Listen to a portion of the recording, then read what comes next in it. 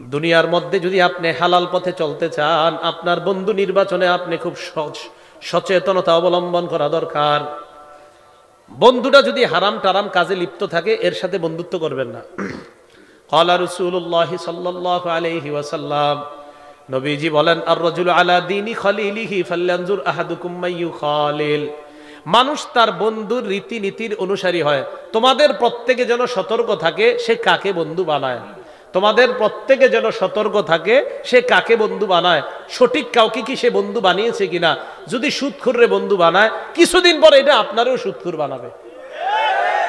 ভালো মানুষকে বন্ধু বানান, এটা আপনাকে ভালো পথে হালাল উপার্জনের বিভিন্ন পদ্ধতি পলিসি আপনাকে শিখাবে। তিরমিজি শরীফ 2416 নম্বর হাদিসের বর্ণনা। ক্বালা রাসূলুল্লাহ সাল্লাল্লাহু আলাইহি ওয়াসাল্লাম, নবীজি বলেন, লা তাজুলু কদামা ইবনি আদম হাত্তা ইউসআলা আন খামসিন। বিয়ে করার সাথে সাথে বিবির এই হাদিসটা শোনাইবেন। বিবি যারা দিনদার, আপনি আপনার স্বামীকে এই হাদিসটা শোনায় দিবেন। কিয়ামতের ময়দানে 5 প্রশ্ন করার আগে আদম সন্তানের 2 পা নড়বে না। বলেন কয় প্রশ্ন?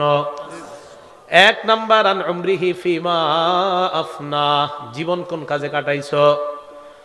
2 নাম্বার, আন শাবাবিহি ফিমা আবলা, যৌবন কোন কাজে কাটাইছো।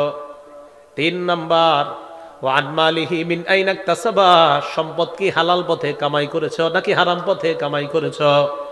4 নাম্বার, ওয়া ফিমা আনফাকা, সম্পদ কি হালাল পথে ব্যয় করেছো নাকি হারাম পথে ব্যয় করেছো। এটা একটু বুঝেন। 3 নাম্বার, হালাল পথে কামাই না হারাম পথে। 4 নাম্বার, হালাল পথে ব্যয় না হারাম পথে ব্যয়। এখন কথার কথা, 3 নাম্বারটা আপনি হালাল পথেই কামাই করছেন, 4 নাম্বার হারাম পথে ব্যয় করছেন, তাও সর্বনাশ। আপনি কামাই করছেন হালাল পথে, আর 4 নাম্বারটা হলো হারাম পথে আপনি ব্যয় করছেন। এখন হালাল পথে কামাই করে আপনি মাশাআল্লাহ 58 ইঞ্চি একটা বিশাল বড় একটা কাচ নিয়ে আসছেন ঘরে। 58 ইঞ্চি কাচ, কি নিয়ে আসছেন? কাচ 58 ইঞ্চি। এই 58 ইঞ্চি কাচের মধ্যে এখন একটা দরজা খুলে দিয়েছেন। এই দরজায় প্রতিনিয়ত রাত্রে খাবার খাওয়ার পর স্বামী স্ত্রী ছেলে মেয়ে একসাথে বসে তারা পারিবারিক বন্ধন অটুট রাখার জন্য নাটক সিনেমা দেখে। তাহলে ব্যয় কি এটা হালাল পথে হলো না হারাম পথে? জি। তো 3 নাম্বার, টাকা কোন পথে কামাই করছেন। 4 নাম্বার, হালাল পথে ব্যয় করছেন না হারাম পথে। 5 নাম্বার, আন ইলমিহি বিমাজা আমিলা ফিমা আলিমা, বিদ্যা সম্পর্কে জিজ্ঞাসা করা হবে। যে বিদ্যা আপনি জানলেন ওই বিদ্যা অনুযায়ী আমল করছেন কিনা। এই যে আজকে হালাল হারামের কথা জানলেন, এই অনুযায়ী আমল করছেন কিনা, এই প্রশ্ন কিয়ামতের ময়দানে করা হবে। নবীজি বলেন, এই 5 প্রশ্ন করার আগে আদম সন্তানের 2 পা জায়গা থেকে নড়বে না। তিরমিজি শরীফের বর্ণনা, 2378 নম্বর হাদিসের বর্ণনা। দুনিয়ার মধ্যে যদি আপনি হালাল পথে চলতে চান, আপনার বন্ধু নির্বাচনে আপনি খুব সচেতনতা অবলম্বন করা দরকার। বন্ধুটা যদি হারাম টারাম কাজে লিপ্ত থাকে, এর সাথে বন্ধুত্ব করবেন না। ক্বালা রাসূলুল্লাহ সাল্লাল্লাহু আলাইহি ওয়াসাল্লাম, নবীজি বলেন, আর রাজুলু আলা দীনি খলিলিহি ফালয়ানজুর আহাদুকুম মাইয়ুখালিল। মানুষ তার বন্ধুর রীতিনীতির অনুসারী হয়। তোমাদের প্রত্যেকে যেন সতর্ক থাকে সে কাকে বন্ধু বানায়। তোমাদের প্রত্যেকে যেন সতর্ক থাকে সে কাকে বন্ধু বানায়, সঠিক কাউকে কি সে বন্ধু বানিয়েছে কিনা। যদি সুদখোররে বন্ধু বানায়, কিছুদিন পর এটা আপনারও সুদখোর বানাবে। ভালো মানুষকে বন্ধু বানান, এটা আপনাকে ভালো পথে হালাল উপার্জনের বিভিন্ন পদ্ধতি পলিসি আপনাকে শিখাবে। এই জন্য নবীজি বললেন, বন্ধু নির্বাচনে খুব সতর্কতা অবলম্বন করা। আল্লাহ বুঝার তৌফিক দান করেন। সহিহ বুখারী 3842 নম্বর হাদিস। আম্মা জান আয়েশা সিদ্দিকা রাদিয়াল্লাহু তাআলা আনহার বর্ণনা। আবু বকর সিদ্দিক রাদিয়াল্লাহু তাআলা আনহুর একজন গোলাম ছিল। তিনি কি করছে, একদিন যা ইয়াউমান বিশাইইন, কিছু একটা নিয়ে আসছে। আনার পর আবু বকর সিদ্দিককে দিয়েছেন। আবু বকর সিদ্দিক রাদিয়াল্লাহু তাআলা আনহু স্বাভাবিকভাবে উনি খাবার আনেন আর উনি খান। তো আবু বকর সিদ্দিক রাদিয়াল্লাহু তাআলা আনহু খাবারটা খাইলেন। গোলাম বললেন, আতাদরি মা হাজা, আপনি কি জানেন কি খাইছেন? আবু বকর সিদ্দিক কয়, কি খেয়েছি বলো? কয়, কুনতু তাকাখানতু ফিল জাহিলিয়া, আমি জাহিলি যুগে মানুষের হাত দেখে ভাগ্য গণনা করতাম। ওয়ামা উহসিনুল কাহানাতা ইল্লা আন্নী খাদাতুহু, কয় হুদাই আমি ভাগ্য গণনা কিছুই পারতাম না, মানুষের হাত দেখতাম আর ধোঁকা দিতাম। গোলাম বলতেছে। আজকে আমার সাথে ওই লোকের দেখা হয়েছে, যেই লোকের আমি দেখে ভাগ্য গণনা করেছিলাম, ওই লোকটা আমার কথা বিশ্বাস করছিল। আজকে আমার সাথে দেখা হওয়ার পর এই পারিশ্রমিক আমাকে দিয়েছে, আর পারিশ্রমিক আমি আপনার কাছে আনলাম, এই পারিশ্রমিক আপনি খাইছেন। ফাদখালা আবু বকর ইয়াদাহু, আবু বকর মুখের মধ্যে হাত ঢুকাইছে। ফাকা কুল্লা শাইইন ফি বাতনিহি, পেটে যা ছিল হাত দিয়া সব বমি করে ফেলায়া দিস। হারাম ভিতরে ঢুকানো যাবে না, আল্লাহ বুঝার তৌফিক দান করেন। তাহলে আসেন এবার সন্তান চাওয়ার আগে কি হতে হবে বলেন? সন্তান আল্লাহর কাছে চাওয়ার আগে আমাদের পোশাক কি হতে হবে? খাদ্য কি হতে হবে? পানি কি হতে হবে? উপার্জন। এবার আপনার সন্তান দুনিয়াতে আসবে, খুব মন দিয়ে শুনেন। সন্তানটা দুনিয়াতে আসে, আমি সংক্ষেপে বলতেছি 12টা অধিকার সন্তানের, মনে রাখবেন। বলেন কয়টা অধিকার? 12টা অধিকার। 1 নাম্বার, সন্তান দুনিয়াতে আসার পর আপনার কাছে পাওনা। সন্তানটা দুনিয়াতে আসার পর তার কানে আজান দেওয়া। বলেন কি দেওয়া? আজান দেওয়া। এটা সন্তান আপনার কাছে পাওনা। বাকি আপনাদের কাছে পাওনা হলো দুনিয়াতে আসার আগে একটা ছবি তুলে ফেসবুকে আপলোড করবেন, আজকে আমি ভাগিনীর মামা হলাম, আজকে আমি ভাগিনার মামা হলাম, আজকে আমি ভাতিজার কাকা হলাম। এই প্রথম কাকা হওয়ার অনুভূতি বন্ধুদের সাথে আমি শেয়ার করছি। এটা দুনিয়াতে আসার পরেই একদম সাথে সাথে দিয়ে দিবেন। এটা হলো সন্তানের প্রথম অধিকার।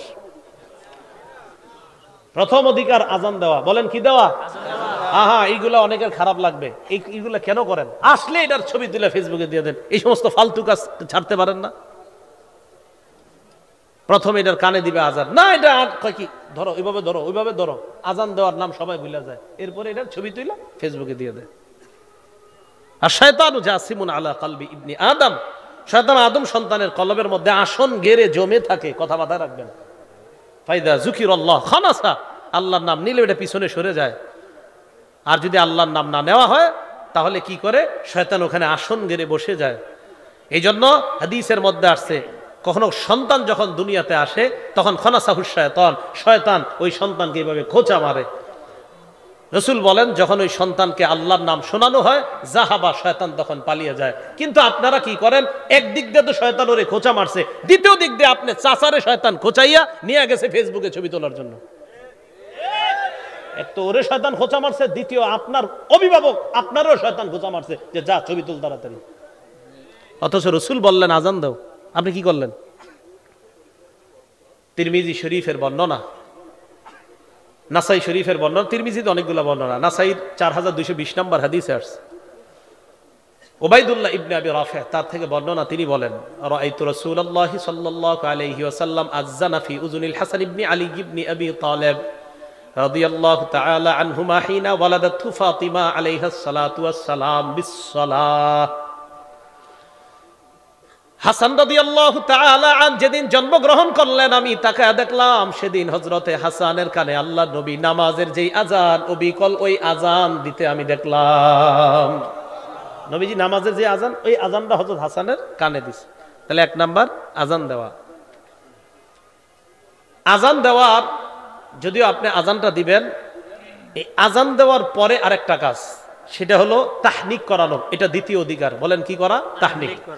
তাহনিক বলা হয়, একজন আল্লাহওয়ালার কাছে নিবেন, উনি একটা খেজুর চাবাবে, চাবানোর পর প্রথমে উনি থুতু দিবে বাচ্চার মুখে, এরপর চাবানো খেজুর থেকে সামান্য একটু খেজুর বাচ্চার মুখে ওই তালুর মধ্যে লাগায় দিবে। এটাকে বলা হয় তাহনিক। কি বলা হয়? তাহনিক। সহিহ বুখারী 3909 নম্বর হাদিস, আসমা বিনতে আবু বকর রাদিয়াল্লাহু তাআলা আনহার বর্ণনা, তিনি বলেন, আন্নাহা হামালাত বিআব্দুল্লাহ ইবনে জুবাইর রাদিয়াল্লাহু তাআলা আন, তিনি আব্দুল্লাহ ইবনে জুবাইর রাদিয়াল্লাহু তাআলা আনহুকে পেটে ধারণ করলেন। আসমা বিনতে আবু বকর রাদিয়াল্লাহু তাআলা আনহুমা, তিনি বলেন, খরজতুল মাদিনা, মদিনার দিকে রওনা করলাম, আনা মুতিম্মুন, আমি আসন্ন প্রসবা। আসন্ন প্রসবা মানে যে কোনো সময় সন্তান হয়ে যেতে পারে।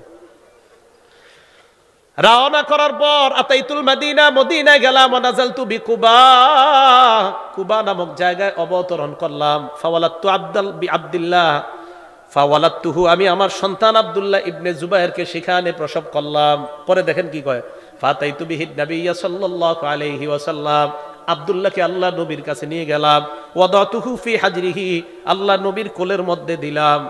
দাআ বিতামরা, আল্লাহ নবী খেজুর আনলেন, মাদগাহা, খেজুর চাবাইলেন। সুম্মা তাফালা ফিহি, আল্লাহ নবী আব্দুল্লাহর মুখের মধ্যে থুতু দিয়ে দিলেন। ফাকানা আউওয়ালা শাইইন দাখালা জাওফা আব্দুল্লাহ ইবনে জুবাইর রিকু রাসূলিল্লাহ সাল্লাল্লাহু আলাইহি ওয়াসাল্লাম। আসমা বিনতে আবু বকর বলেন, আমার সন্তান আব্দুল্লাহর মুখে দুনিয়ার কোন খাবার প্রথম যায় নাই, আল্লাহর নবীর থুতুটা সর্বপ্রথম তার পেটে যায়। তারপর নবীজি একটু খেজুর কি করলেন, ওর মুখের ওই তালুর মধ্যে লাগাই দিয়েছে। এটা তাহনিক। তাহলে যেখানে সন্তান হবে আগে থেকে আল্লাহ কোনো আলেমদেরকে একটু ইনফরমেশন দিয়ে রাখবেন যে হুজুর আমি আমার সন্তানটা নিয়ে আসবো, অথবা যেমনি পারেন একটু খেজুর ওনার কাছ থেকে ইয়া করে নিয়ে এসে দিয়ে দিলেন। এ হলো 2 নাম্বার, তাহনিক করানো। 3 নাম্বার, আমরা যারা দেখতে যাবো ওই আগের কথা, ছবি না তুইলা সন্তান আর সন্তানের বাবার জন্য দোয়া করব। এটা সন্তান পায় আমাদের কাছে এই অধিকারটা, সন্তানের বাবা মা তারাও পায়। আবু দাউদ শরীফের বর্ণনা 5106 নম্বর হাদিসের বর্ণনা। ওই আজান দেওয়ার হযরত হাসানের কানে যে নবীজি আজান দিছে, এটা আবু দাউদ শরীফের 4105 মধ্যে আছে হাদিসটা। আর আবু দাউদ শরীফের 4106 নম্বর হাদিসের মধ্যে আসছে, রাসূল সাল্লাল্লাহু আলাইহি ওয়াসাল্লামের কাছে যখন বাচ্চাদেরকে আনা হইতো, ইয়াদউ লাহুম বিল বারাকা, নবীজি তাদের জন্য বরকতের দোয়া করতেন। নবীজি তাদের জন্য বরকতের দোয়া করতেন। তাহলে 4105 মধ্যে আজান, 4106 মধ্যে বরকতের দোয়া, এটা আমরা পাইলাম। আর বুখারী শরীফের মধ্যে পাইলাম তাহনিক করানোর কথাটা। আইয়ুব আস-সুখতিয়ানি রাহমাতুল্লাহি আলাইহি নামে বড় একজন বিখ্যাত আলেম ছিলেন। তিনি যখন কোন নবজাতককে অভিবাদন জানাইতেন, এই বাচ্চাটারে নিয়ে বলতেন, জাআলাহুল্লাহ মুবারাকান আলাইকা ওয়া আলা উম্মতি মুহাম্মাদিন সাল্লাল্লাহু আলাইহি ওয়াসাল্লাম, আল্লাহ তোমার এই সন্তানটাকে তোমার জন্য আর উম্মতে মুহাম্মদীর জন্য বরকতের কারণ বানায় দেন। এই দোয়া করা। 4 নাম্বার, আকিকা করা। বলেন কি করা? আকিকা করা। আকিকা 7ম দিনে করা। প্রথম কথা, নাসাই শরীফের 4220 নম্বর হাদিসের বর্ণনা। রাসূলুল্লাহ সাল্লাল্লাহু আলাইহি সাল্লাম বলেন, কুল্লু গুলামিন রাহিনুন বিআকিকাতিহি, প্রত্যেকটা নবজাতক আকিকার সাথে আবদ্ধ। তুসবাহু আনহু ইয়াউমা সাবিহি, 7ম দিনে আকিকা করা হবে। ওয়া ইহলাকু রাসুহু, তার মাথা মুন্ডন করা হবে। ওয়া ইউসাম্মা, তার নাম রাখা হবে। এখন একটু মনে রাখেন এই জায়গাটায়, তিরমিজির 1519 নম্বর হাদিসে আসছে, নবীজি হযরত ফাতেমাকে বললেন, ফাতেমা ইহলিকি রাসা, হাসানের মাথার চুলগুলা মুন্ডন করো। ওয়া তাসাদ্দাকি বিজিনাতি শারিহি ফিদ্দাতান, হাসানের মাথার চুলগুলা মাইপা এই চুল পরিমাণ রূপা সদকা করে দিও। চুল পরিমাণ রূপা সদকা করা, এটা আপনি সামান্য হবে, বেশি হবে না, একদম সামান্য হবে চুল, এই পরিমাণ রূপা সদকা করা। তাহলে এটা হলো আপনার 7ম দিনে। 7ম দিনে যদি আকিকা করতে না পারেন তাহলে 14 অথবা 21তম দিনে। আর জামিউস সগীর 5681 নম্বর বর্ণনার মধ্যে আসছে, আল আকিকাতু তুজবাহু লিসাবঈন, আকিকা 7ম দিনে, আউলি 14 অথবা 14তম দিনে, আউলি 21 অথবা 21তম দিনে। এই হলো আকিকার কথা।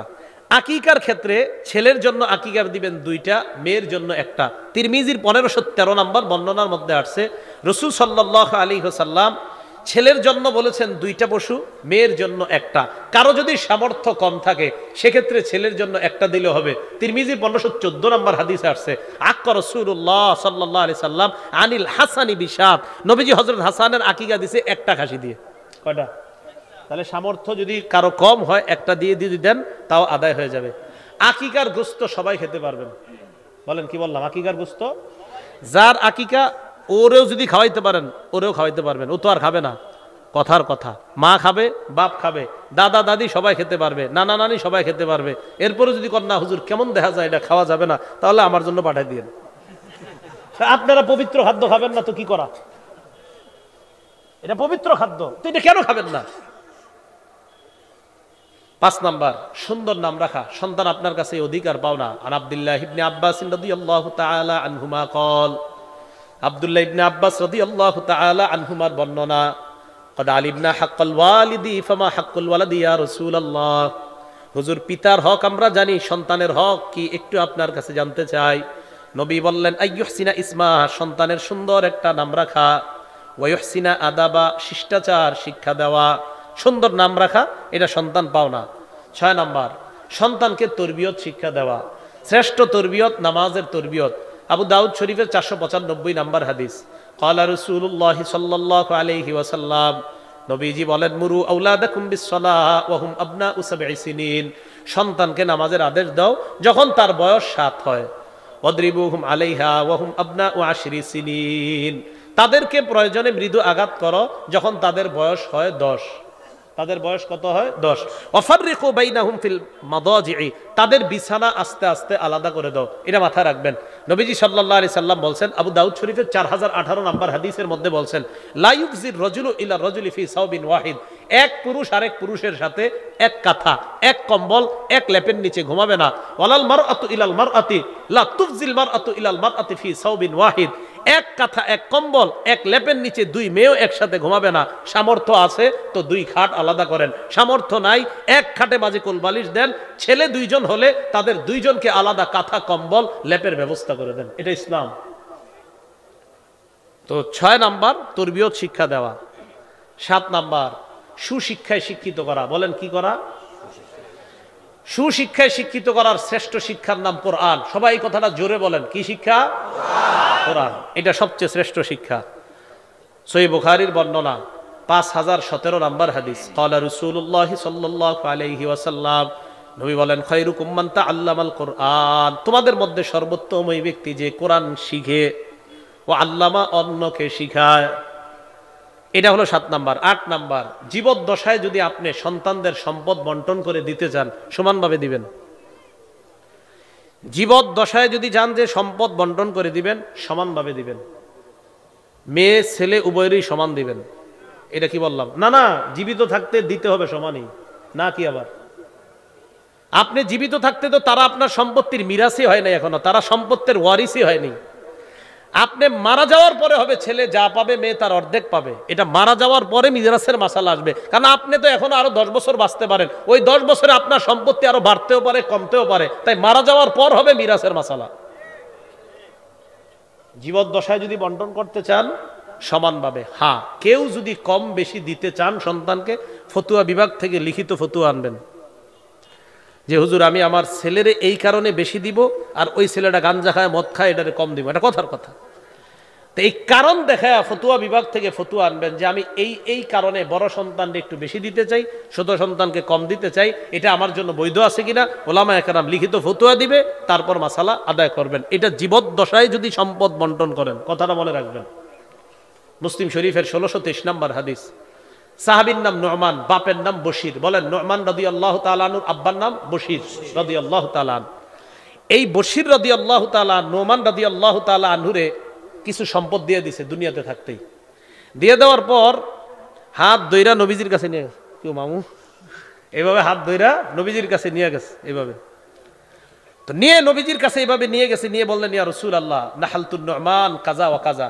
হুজুর আপনি সাক্ষী থাকেন, আমি আমার ছেলে নোমান রে ওই সম্পদগুলা দিছি। নবীজি বললেন, আনা হালতাম ইসলামা না হালতান নু'মান, তুমি তোমার অন্য সন্তানদেরকে নোমানের মতো দিছুনি সম্পদ। সাহাবী বশির জবাব দিলেন, লা ইয়া রাসূলুল্লাহ, দেই না। নবী কল, ইশহাদ আলা হাযা গায়রি, তাহলে সাক্ষী অন্য কারো রাখো, আমার রাখো না। সাক্ষী অন্য কাউরে বানাও, আমারে বানাও না। এবার আল্লাহ নবী বললেন, আসুরুকা ইয়াকুনু ইলাইকা ফিল বিররি সাওয়া, তুমি কি চাও তোমার সব সন্তানরা তোমার প্রতি ভালো আচরণ করুক? কয় জি। কয় সন্তান সবাই ভালো আচরণ করুক এটা চাও, তাহলে তাদেরকে সম্পদ কেন কম বেশি দিবা? তোমার প্রতি তারা সবাই সমান আচরণ করুক এটা যেহেতু চাও, তো সম্পদ কেন সমান দিবা না? এটা কিন্তু জীবদ্দশার কথা। তাহলে জীবদ্দশায় দিতে চাইলে সমানভাবে দিবেন। আবারও বলছি, কম বেশি করতে হলে ফতুয়া বিভাগের ফতুয়া লাগবে। 9 নাম্বার, সন্তানের বিয়ের বয়স হলে বিয়ে করায় দিবেন। আমার সাথে বলেন, বিয়ে রোজা। বলেন, বিয়ে রোজা। বলেন, গুনাহের কোনো অপশন নাই। যদি সন্তান বালেগ হয় বিয়ে করায় দিবেন। যদি অর্থের অভাব থাকে রোজা রাখাবেন। যদি সন্তান বালেগ হয় বিয়ে করাবেন। অর্থের অভাব থাকলে রোজা রাখাবেন। গুনাহের অপশন নাই। রাসূলুল্লাহ সাল্লাল্লাহু আলাইহি সাল্লাম বলেন, ইযা বালাগা, সন্তান যখন বালেগ হয়, ফালইউযাওয়িজহু, তারে বিয়ে করায় দিবা। ওয়া ইন বালাগা ওয়া লাম ইউযাওয়িজহু, বালেগ হওয়ার পর যদি বিয়ে না করাও, ফাসাবা ইসমান, সে যদি গুনাহ করে, ফাইন্নামা ইসমুহু আলা আবিহি, তাহলে এই গুনাহ বাপের উপর যাবে। কার উপর যাবে? এখন বলবেন, হুজুর টাকা পয়সার তো একটা ব্যাপার আছে। 25,000 টাকা দামের মোবাইলটা দিবেন, আর 10,000 মিলাইলেই তো বিয়েটা হয়ে যায়। তাহলে হয়তো বিয়ে না হয় রোজা, গুনাহের অপশন নাই। বলেন, বিয়ে রোজা, গুনাহের অপশন নাই। আল্লাহ বুঝার তৌফিক দান করেন। 10 নাম্বার, বিয়ের ক্ষেত্রে ছেলে মেয়ের মতামতের গুরুত্ব দেওয়া। নবীজি সাল্লাল্লাহু আলাইহি সাল্লামের যুগে আম্মাজান আয়েশা সিদ্দিকার কাছে এক মেয়ে আসছে, আশা কয় ইয়া রাসূলুল্লাহ, না এক মেয়ে আয়েশা আম্মাজানরে কয় ইন্না আবি যাওয়াজানি মিন ইবনি আখি, আমার আব্বা আমারে আমার চাচাতো ভাইয়ের সাথে জোর করে বিয়ে দিয়ে দিছে, যেগুলো আমাদের সমাজে ঘটে। ওয়ানা কারিহা, আমি এই বিয়েতে অমত ছিলাম, আমি এই বিয়েতে মত ছিল না আম্মাজান, আমার আব্বা আমারে জোর করে বিয়ে দিয়ে দিছে আমার চাচাতো ভাইয়ের। আম্মাজান কয় ইজলিসি হাত্তা ইয়াতি রাসূলুল্লাহ, বসো, নবীজি আসুক, মাসালা জিজ্ঞেস করব। এখান থেকে কি বোঝা যায়? মাসালা না জানলে জেনে নেওয়া। বলেন, মাসালা না জানলে বড় আশ্চর্যের বিষয়, মাইকের সামনে যত মাসালা দেন দেখি সব উত্তর দিয়ে দেয়, কোনো মাসালায় না নাই। মাইকের সামনে আপনারা যারা মাসালা জিগান, মানে আমি অবশ্যই আমি তাদেরকে ঈর্ষাও করি, আল্লাহ এত বড় আলেম আমাদের দেশে আছে যারা কোনো প্রশ্নে না বলে না। আল্লাহু আকবার, যাক আল্লাহ আরো জ্ঞান বাড়ায় দিক। তো যাই হোক, রাসূল সাল্লাল্লাহু আলাইহি সাল্লামের বিবি বললেন অপেক্ষা করো, নবী আসুক। তো নবীজি সাল্লাল্লাহু আলাইহি সাল্লামের আসার অপেক্ষা করলেন। নবীজি আসলেন, আসার পর বললেন ইয়া রাসূলুল্লাহ, এই মেয়েটারে তার বাবা তার চাচাতো ভাইয়ের সাথে জোর করে বিয়ে দিছে। নবীজি বাপরে ডাকাইছেন, ডাকায় বললেন এই মেয়ে তুমি কি এই বিয়েতে থাকবা না আমি ভেঙে দিব বিয়ে, বলো। মেয়েটা বললেন আজাস্তুমা সনা আবি, আমার আব্বা যে বিয়ে দিছে আমি এটা মেনে নিলাম। সুবহানাল্লাহ। তো আসছো কেন? কয় হুজুর আপনি কিয়ামত পর্যন্ত নিয়ম করে দেন মেয়েদেরও যে বিয়ের ক্ষেত্রে কথা বলার অধিকার থাকে, মেয়েদের এই অধিকারটা যেন প্রতিষ্ঠিত হয়, তাই আমি আপনার কাছে আসছি। 10 নাম্বার। 11 নাম্বার, সন্তানের ভরণ পোষণের দায়িত্ব আপনার।